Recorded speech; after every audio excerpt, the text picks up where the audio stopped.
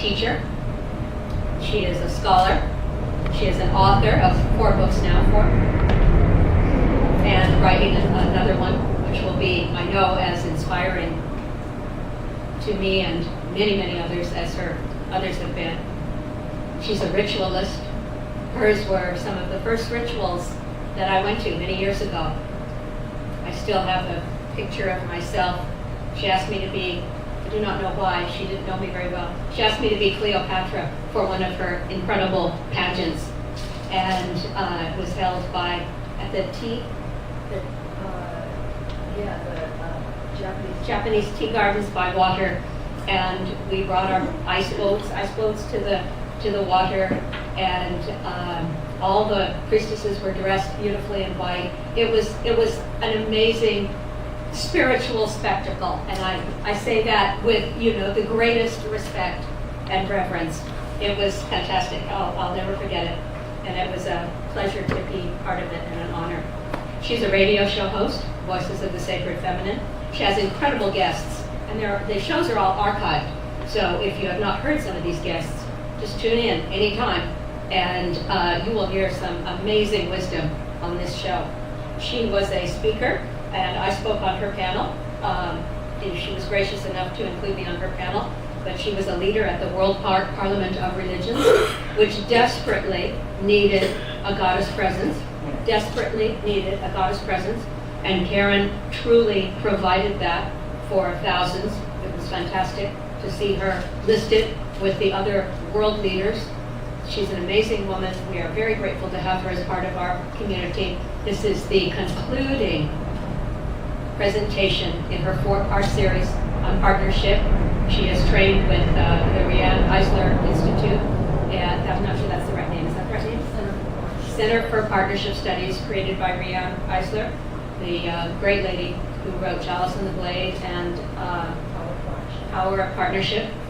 Incredible books. And so with all of that additional information, she is now sharing in her own unique way the power of partnership, and she has over this past summer brought us once a month for 4 months this her vision of partnership in 3 so far, and today's the 4th. Succinct, unique perspectives on what partnership is. And so I ask you to give a very, very warm welcome to this amazing lady, Reverend Dr. Karen Tate.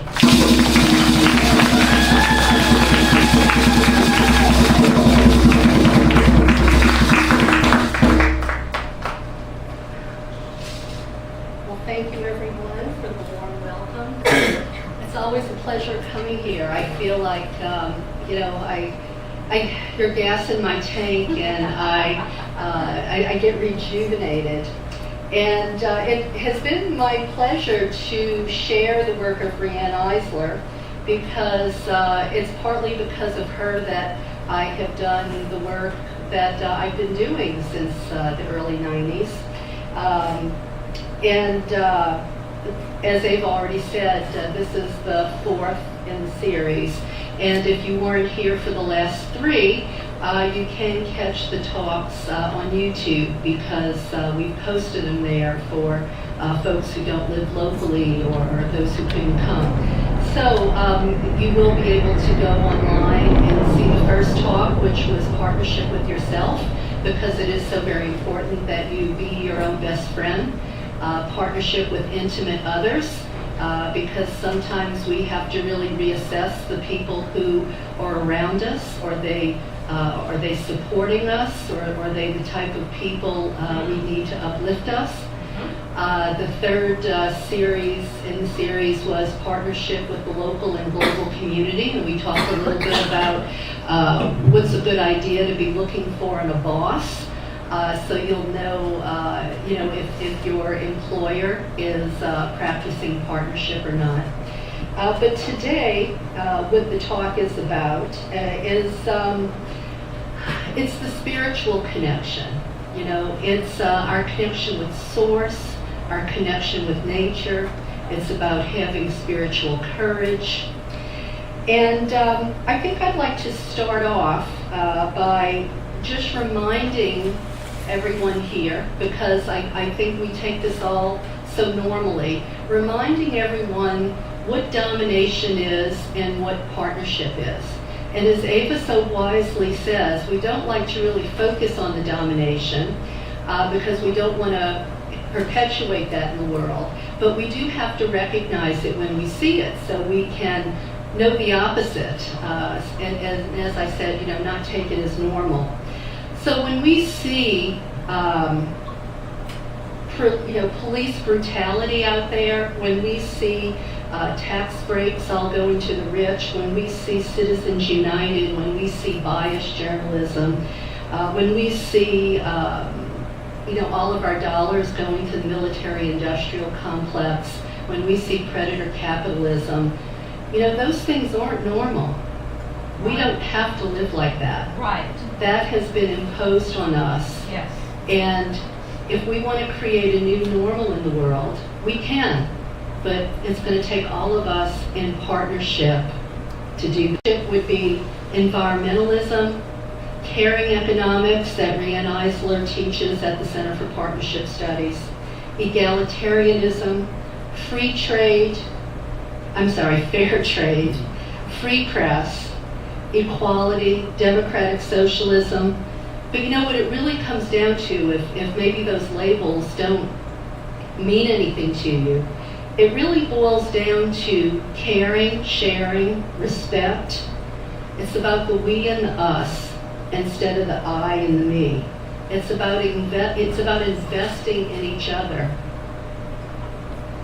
So today, as we talk about partnership with nature, deity, source, and the necessity for love and spiritual courage, I'd just like to say kudos to Riane Eisler, because her book, this book came out back in the 90s, The Power of Partnership, Chalice and the Blade, where she started this narrative, I think, of partnership. And anybody can talk about history. Anybody can recite what happened in the past. I think it takes someone of great moral and spiritual courage to be a leader and show the way, especially when it's difficult, when maybe it's not popular, when it's controversial.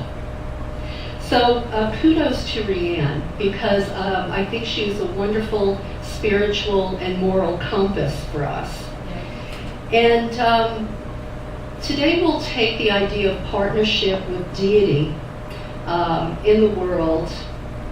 And even that's difficult a little bit today, because I'm sure many of you have heard people say, well, it's pretty anti-intellectual to even believe in deity or source.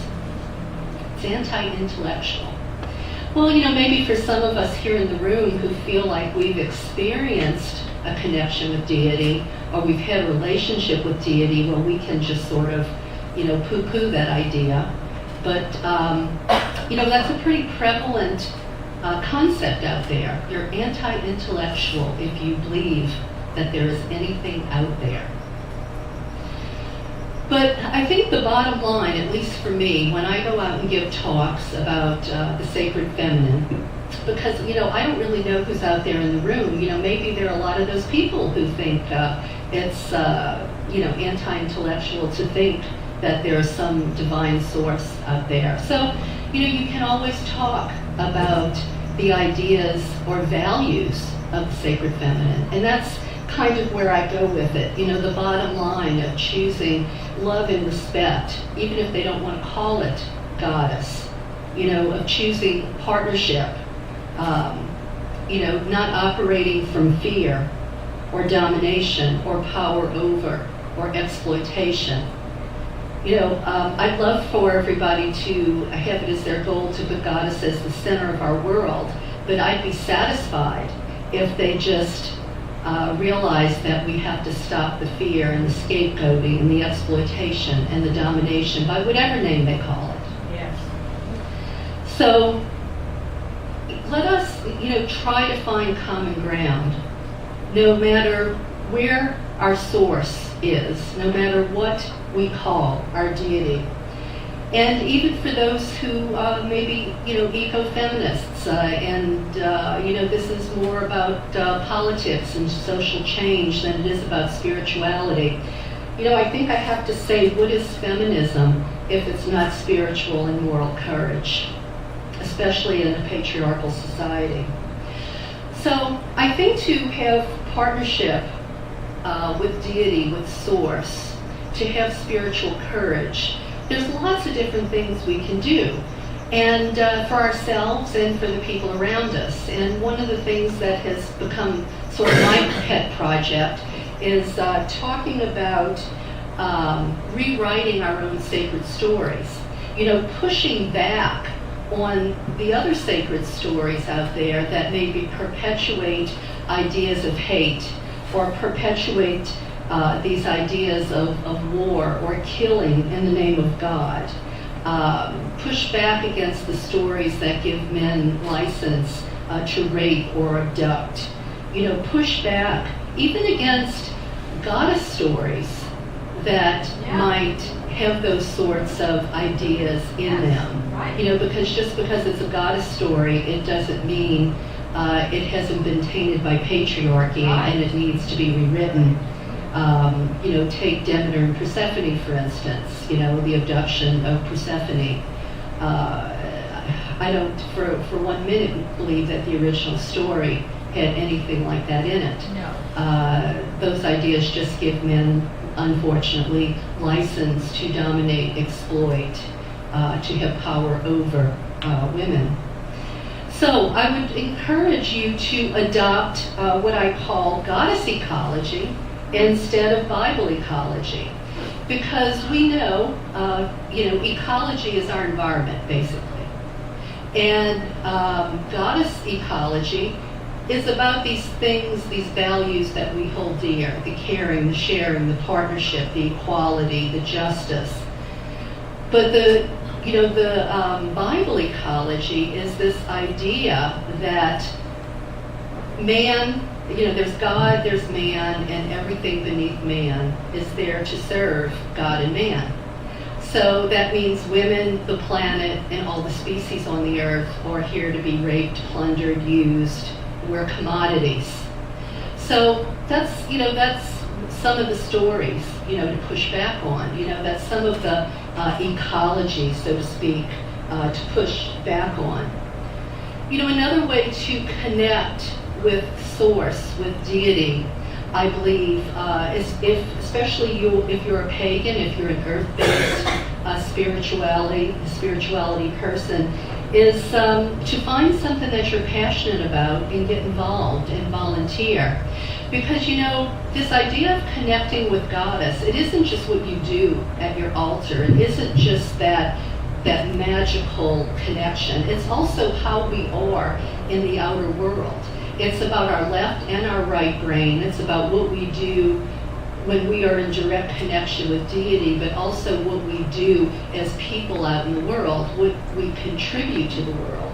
So, if you care about the environment, get out there and do something to help the environment. Stand with the people in South Dakota, who are trying to fight the pipeline. Stand up for human rights, stand up for animal rights, stand up for worker rights. Don't be passive, Don't be passive. Vote. Maybe voting this year is a discouraging proposition, but you have to get out there and vote, especially if you can vote for someone who you believe represents your values. And if you're an environmental-oriented person, well, I would hope that you would connect the dots between spirituality and politics and vote for the people who are going to do what's best for the environment and and workers and the planet and human rights. But let's kind of get away from the political and the outer world, and let's go into that that inner place, where we have that personal connection with deity. And and I just want to share with you some ideas that I've learned over the years. I didn't come up with these, all myself. I've learned from many folks just like you techniques to help us be in partnership with the divine, by whatever name we call him or her, or source.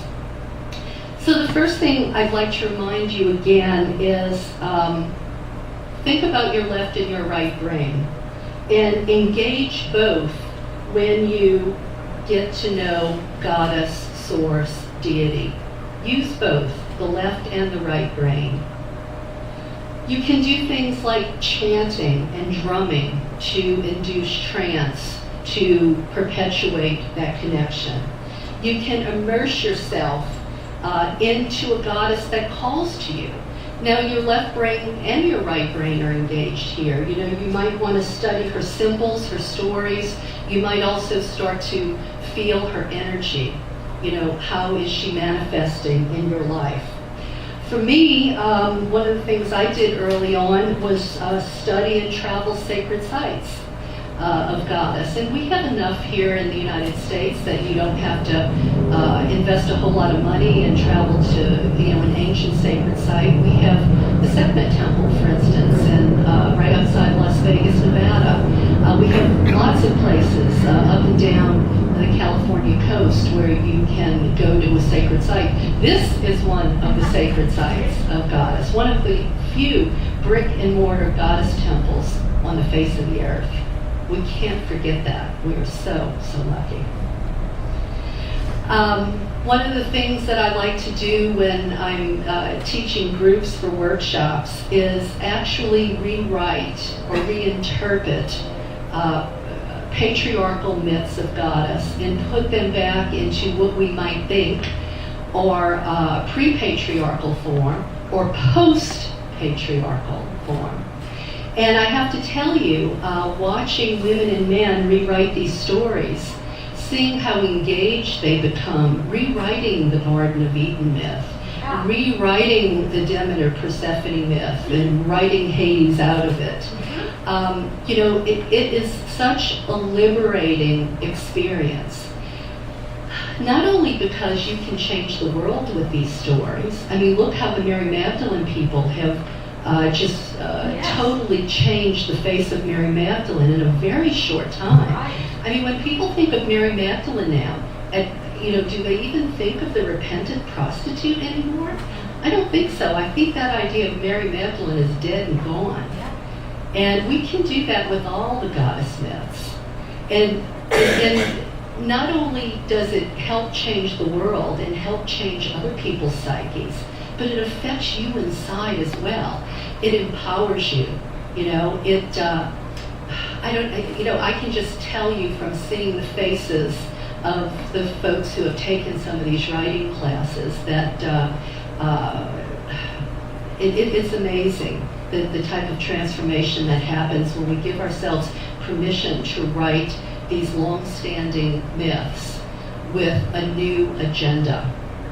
And you know, you might say, well, how can we do that? How can we change the agenda? How can we change these stories? I mean, they have been written in stone for how long? Well, you know, you have to remember that the stories that have been written in stone for a long time, they were somebody else's agenda. And if we want to change the world, if we want to create a new normal, then, you know what? It's our turn. It is our obligation to change the stories, to rewrite the stories based on our agenda of how we want the world to be. Yes. Because it's our stories that shape our society. Also, I know when I first started in goddess spirituality, I would get, you know, as a Virgo, you know, all the detail-orientedness of the curse of being a Virgo. Yeah. You know, I would get hung up in the accoutrement of ritual. That you just need your mind and your heart and your intention. So don't let not having the accoutrement or the statue or the fame or whatever it is, don't let that stop you, because, you know, those are just tools for focus. You can focus just right up here. A woman taught me a lot about how gardening actually helps connect to Goddess. She was a Demeter priestess, And she actually grew wheat. She grew wheat in her backyard, and she followed the cycle of the growth of the wheat, and she connected it to all the rituals of Demeter and Persephone, because all of the Demeter and Persephone rituals were based on the seasons of the year and the cycles of the wheat. Now that was a pretty cool thing, I thought, and I just want to share that with you because there's another idea, how you can connect with deity, just you in your own backyard. Also, so many of the goddesses are connected to trees. You can plant a tree, tend the tree, have an altar, tend that altar every morning.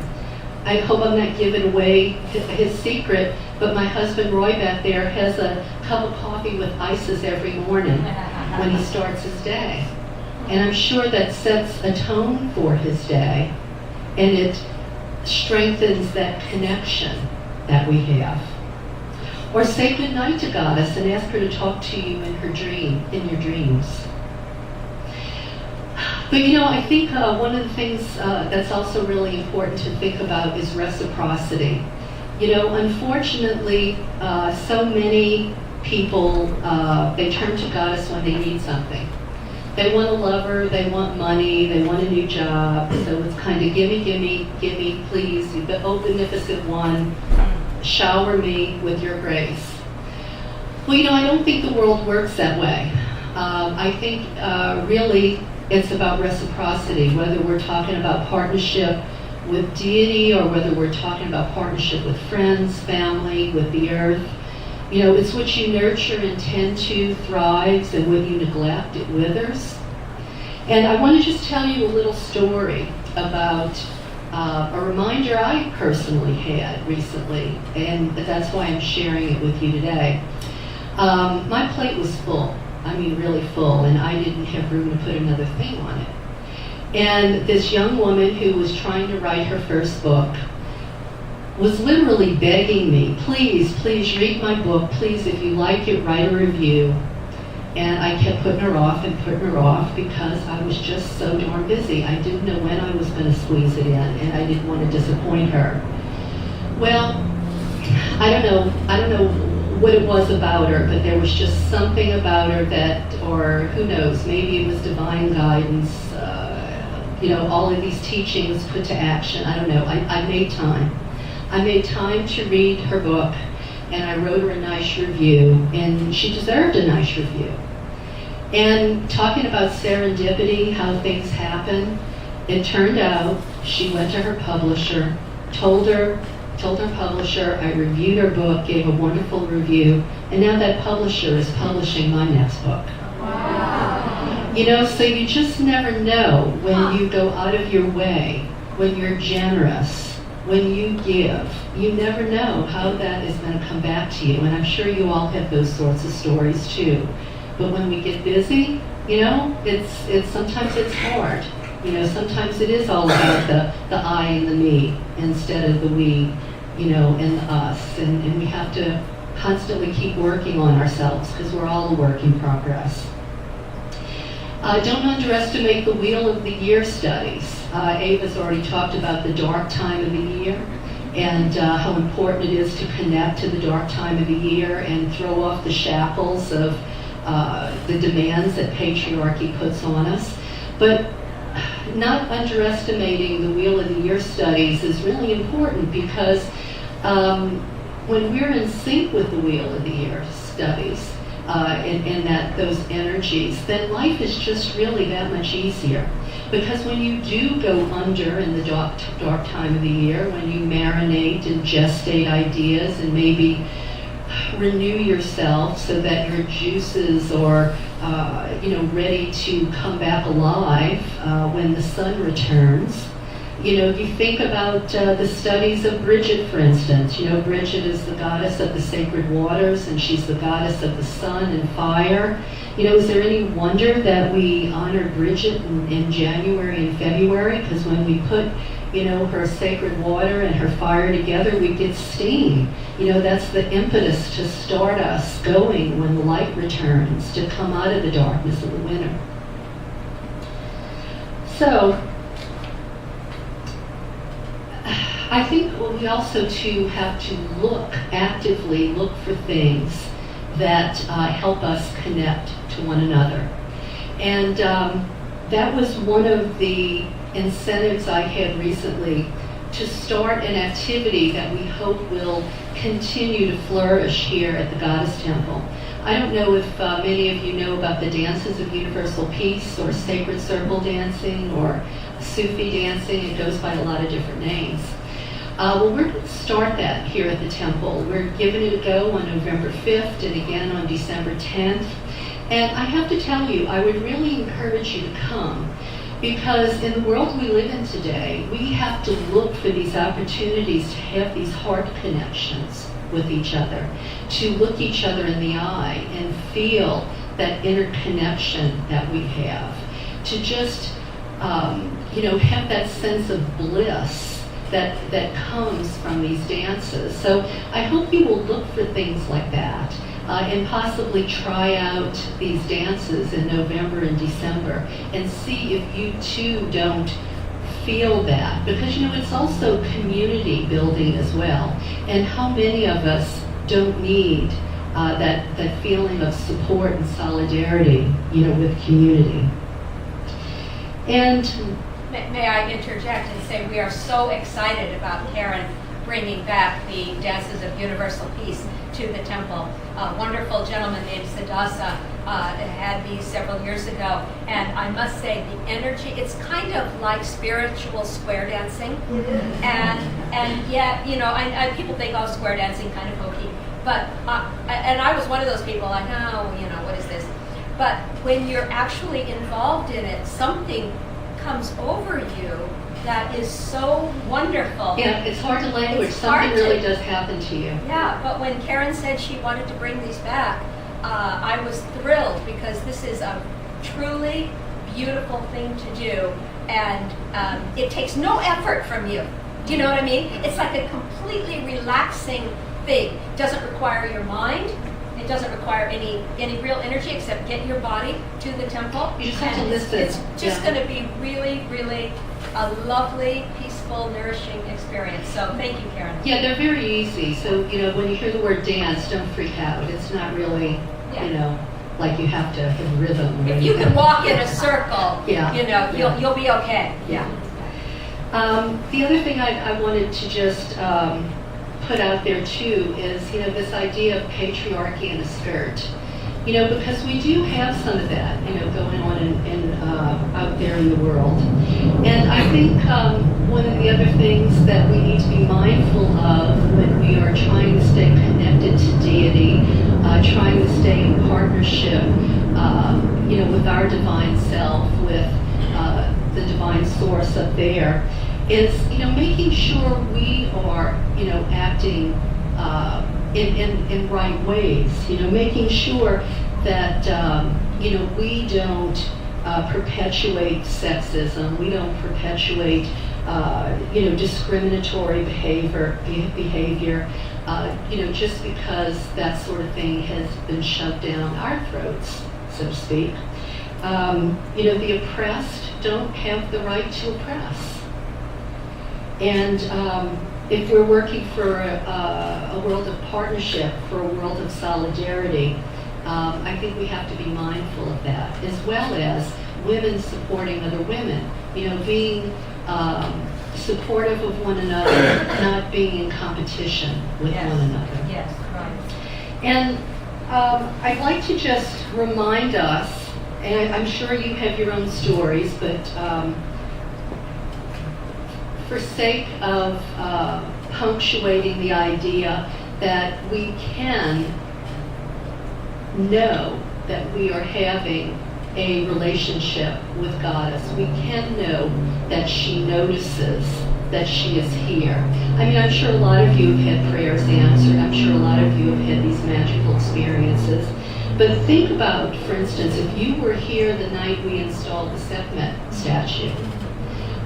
If you weren't, I'll just briefly say that it was an incredible night that started out with the Sekhmet behind me, behind draped curtains, And there was singing and dancing and storytelling, and the energy was building and building and building.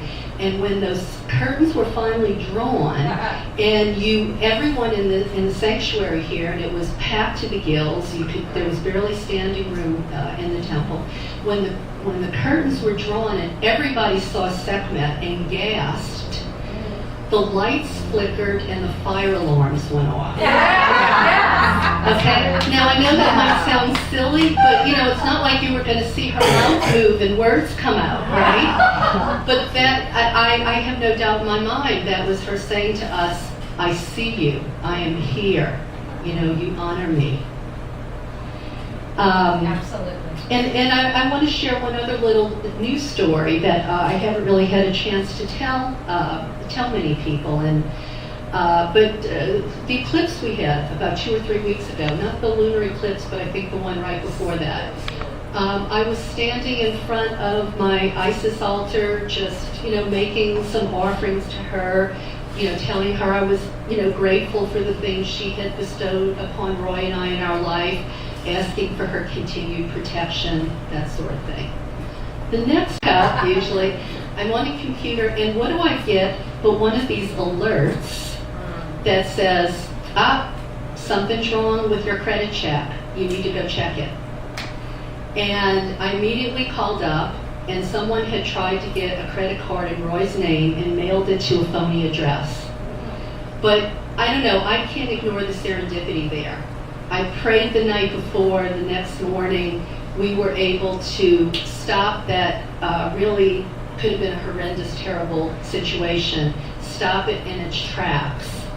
And, I think these are the ways we know that she's listening, that we're connected. So don't dismiss stuff like that, I would just encourage you not to dismiss stuff like that. So, Ava, is there time for a short meditation, or are we out of time? We're out of time. Okay, well, I was going to do a Sekhmet meditation, but you know what? You can do it on your own. You can either go to my website, or if you have my Goddess Calling book, there is a Sekhmet meditation in there. And it is a meditation where you literally take on, you embody Sekhmet. And I would just encourage you to maybe go to my website and do it there. You can just download it and do it, or read it for yourself. And do things like this that actually help us be in partnership with the great she, as I like to call her. So thank you so much for listening to my talks the last few months. If any of you are interested in maybe going in depth with these things, Ava and I have talked about if there's interest, maybe we'll actually do a workshop on each of the ways we can incorporate partnership into your life. So if you're interested, make sure you talk to either Ava or I. So thank you very much. The great